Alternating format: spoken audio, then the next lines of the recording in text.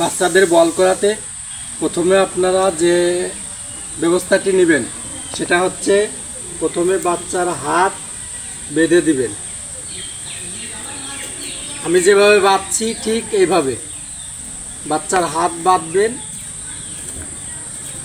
দেখেন আমি কিভাবে করি, ঠিক এইভাবে করতে হবে আপনাদের, যাতে বাচ্চারা বল করার সময় যাতে চাকিং না হয়। এভাবে হাত বাঁধলে ও আস্তে আস্তে ঘুরায় বল করার অভ্যস্ত হবে। আপনারা দেখতে পারেন আর এই ট্রেনিংটা কাজে লাগাতে পারেন অবশ্যই। দেখেন আমি বাচ্চার হাতে এখন বেঁধে দিলাম, বেঁধে দেওয়ার পর বাচ্চার হাতে বল দিচ্ছি। ও বল করতে গেলে অবশ্যই ও চাকিং করতে পারবে না, কারণ হচ্ছে ওর হাত বাঁধা আছে। ও যখনই হাত ভাঙতে যাবে তখনই ওর ব্যথা লাগবে। আপনারা এই টেকনিকটা অবশ্যই কাজে লাগাতে পারেন। যাও এখন বল করো।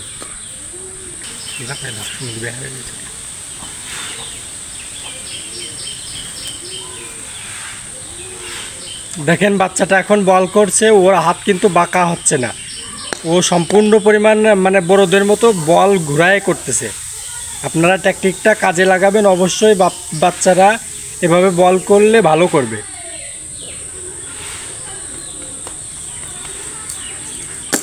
দারুণ কলকাতা।